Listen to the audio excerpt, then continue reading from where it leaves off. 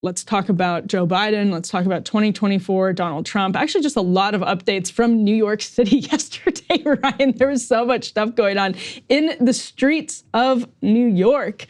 So we will start with this. First, it's important. This is C1. This is an article from Politico about how Democrats are in full-blown, quote, freak out over Biden. Now, the subhead of the story is also an interesting part of the scoop. It says one advisor to major Democratic donors keeps a running list of reasons Biden could lose. Someone pointed an interesting fact out to me yesterday, which is that the debate on June 27th is suspiciously early, meaning did Democrats want like a 2-month cushion if Biden absolutely bombs between then and the convention in Chicago in mid-August?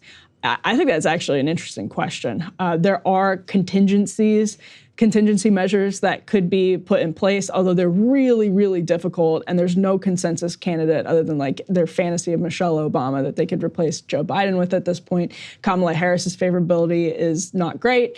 I know a lot of people wanted Gretchen Whitmer or maybe even Gavin Newsom. It's unclear if those are answers to the problem because it seems right now, at least, like it would just be a very difficult replacement effort, although it is possible. There's like some Charlie Kelly math that you can do on a chalkboard to figure it out. The funny thing is, if they would listen to me, not that they ever would, I could end this problem for them immediately. And with Biden still as president, you make Obama his vice president. People still love Obama. People do they absolutely love him. The Constitution says that you can't serve more than 10 years. Yeah. And you cannot be elected more than twice. He is eligible to be elected as vice president.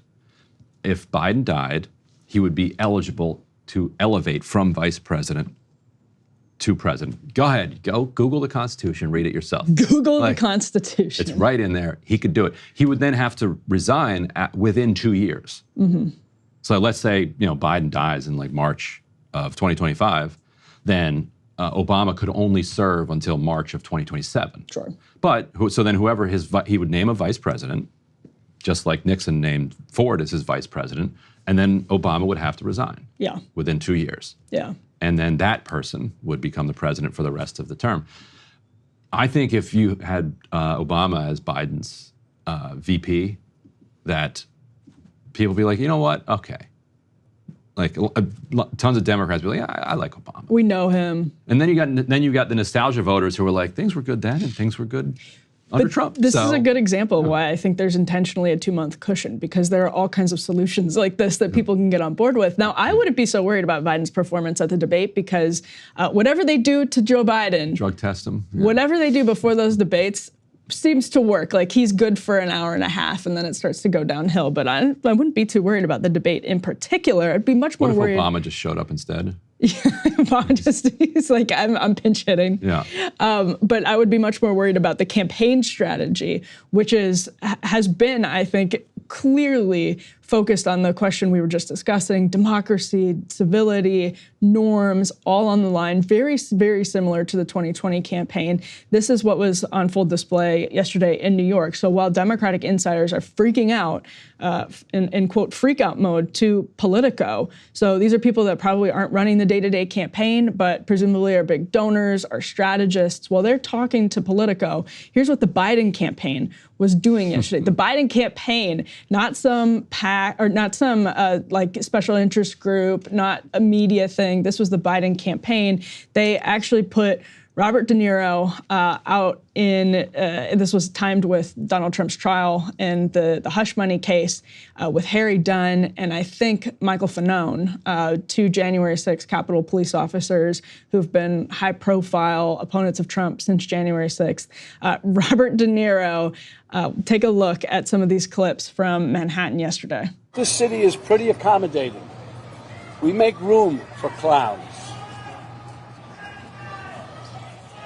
We have them all over the city. People who do crazy things in the street, we tolerate it. It's part of the city. It's part of the culture.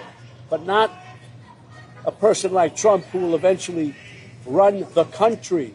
That does not work, and we all know that. Anyway, we make room for clowns, to each his own. But no one takes him or took him really seriously. They take him seriously now, of course. Democrats, you are gangsters. You are gangsters. You're washed up. Fuck you. You're a little punk. You're a softie. You're a nobody. Your movies suck. You're trash. You're trash. You're done. You're done after this, guys. You're done. So, Ryan, this was just like peak New York. You had Robert De Niro talking about how great New York is because we have clowns on the street. As those clowns in the street, all due respect, are shouting at him. And like in the background of the first clip, that was a little bit more quiet. There were still people shouting at him. And in the second clip, he was being escorted away from a mob. And the guy in a MAGA hat saying, "You're nobody, your movies are trash." Like just classic New York behavior. You can hate his politics. His movies are great. Well, it depends on which movies you're talking about. Some of the movies are trash. Do enough movies, I guess some are going to be trash. But. Well, actually, this particular Trump voter might want to take another look at Taxi Driver. There you go. It was just a perfect New York scene, but I think also, Ryan, just this strategy we have seen since literally 2016 of taking celebrities out to talk about how horrible Donald Trump is. And this was outside the trial, which Joe Biden is, again, this was leaked to media. He's ready, he's prepared to address it at the White House so that whatever the verdict is, he will finally address this trial when the verdict comes out, whatever it is, but he's gonna do it from the White House so that it doesn't look political. That's an actual contention. As opposed to a rally? Like, yes. Does he do rallies?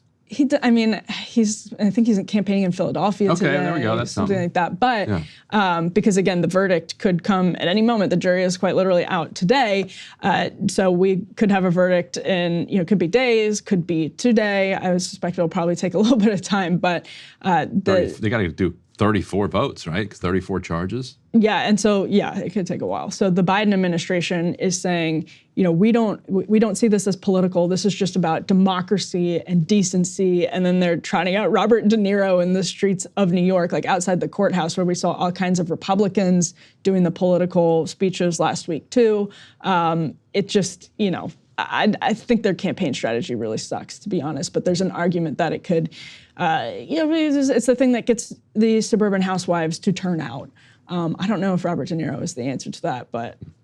One of the top quotes from that Politico article was, quote, "You don't want to be that guy who is on the record saying we're doomed, or the campaign's bad, or Biden's making mistakes. Nobody wants to be that guy," said a Democratic operative in close touch with the White House and granted anonymity to speak freely. But Biden's stubbornly poor polling and the stakes of the election, quote, "are creating the freakout," he said. Yep. So, I mean, it's a bunch of quotes like that from people who are freaking out. But it's hard to take the freaking out seriously when all of these people had a year plus to publicly freak out and then actually change the reality and have an actual open primary by putting pressure on Biden to not run for election. But none of them wanted to do so because all of them would pay some little tiny cost. So collectively, they all just decided to let the party make a catastrophic decision with, according to them, the fate of the free world at stake. And so it's hard to take them seriously when they say that they really believe the fate of the free world is at stake. Yeah, if they're not willing to take a little tiny risk to defend it. Yeah, and especially, it really does ring hollow when you have a Hollywood multimillionaire actor being trotted out in New York outside a courthouse for a case that is not political, but about democracy and decency. And yet there's an extremely strong argument, even from people on the left, that it's a trumped up political case that Alvin Bragg intended to do some novel legal maneuvering to make it a felony and a campaign finance violation because the statute of limitations had elapsed on the financial, what's the best way to describe the crime that's alleged to have been? The sanctity of business records must be upheld. Yeah, in New York, yes. The sanctity of business records must be upheld in New York, which, by the way, I'm on board with if it's going to be applied in a truly non-oligarchical partisan manner. But when you have Robert De Niro, and you're and your strategy is bringing out Harry Dunn, who just lost, and Robert De Niro to talk about this outside a courtroom while you are pretending to take the high road. It's a ridiculous strategy, I think, and it's approaching 10 years of Democrats talking about nothing serious to voters. I mean, obviously they do sometimes. I'm speaking in somewhat hyperbole here, but it's like 10 years of Democrats fixating on these ridiculous arguments against Donald Trump himself instead of policies. And there are problems, like there are actual substantive problems with Donald Trump. I get it. With the style of somebody who's tweeting about Mika Brzezinski's facelift as president. I get it. I think there are substantive questions about the style, but it's been their fixation for approaching a decade, and it's clearly a crutch. It's clearly become a crutch for Democrats because they're uncertain of how to win the argument. They're unwilling to, I think, even try to win the argument with some of those Obama-Trump voters in the Rust Belt, even, black voters who are moving towards Trump, not just away from Biden, but towards Trump, and not in overwhelming numbers, but in historic numbers, according to some polling. It's much easier for Democrats to try to juice turnout with educated suburban voters through stuff like this, instead of trying to win on the merits of policy substance for people who feel like this economy sucks for them. And I still think Trump could lose. Oh, absolutely. The part I can't quite figure out, and maybe you can help me with this, is how, so the end of democracy argument would require Trump to then get a third term. Right. In order for Trump to get a third term, he would need either the support of the Supreme Court to do that or the military. I understand, I guess, why Democrats think the Supreme Court would support him in that, because he appointed a bunch of them and it's a right-wing Supreme Court.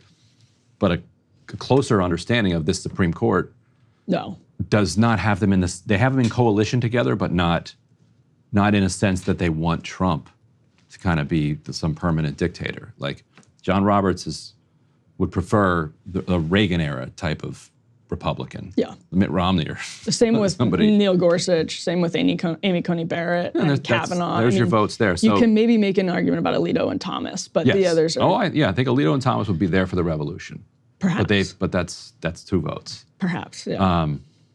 I think you can legitimately worry about them. Absolutely. From the left, yeah. Definitely. The military, though, that's a very pro-democracy institution. Very anti-Trump institution. Very anti-Trump institution. Very pro-civilian control of the government institution. And I don't think there's enough people. There aren't enough sergeants that you could make 4-star generals to take over the military in 4 years. Yeah. The Senate's not going to let you do that. I don't see the path. Yeah. I think the freak out over American institutions somehow being easily swayed by Donald Trump is absurd, because if anything, our institutions have hardened themselves against Donald Trump. Even if the Pentagon, for example, supported Trump-era policies that felt very neoconservative to some people, because he had John Bolton's of the world in his administration, even then, the style substance of Donald Trump is abhorrent to a lot of top brass in the military and over at the Pentagon. And I don't think there's enough time for him to get rid of all that top brass and put in, because the path to that type of dominance would be replacing the entire leadership of the DOJ and the military with nothing but Trump loyalists. Yeah, it's not something you can do with Schedule F. Which he'll try to get rid of that, but even that's I just think physically they don't have the bodies. Yeah. And maybe I'm wrong. Maybe Democrats will have the last laugh when I'm up against the wall after Trump's revolution. We'll see. That was a really dark turn. Pretty shame. Yeah. Hey, if you liked that video, don't forget to hit the like button and subscribe to Breaking Points. If you want to see the rest of Counterpoints, go to breakingpoints.com to become a premium member and get the full uncut show every morning in your inbox and on Spotify.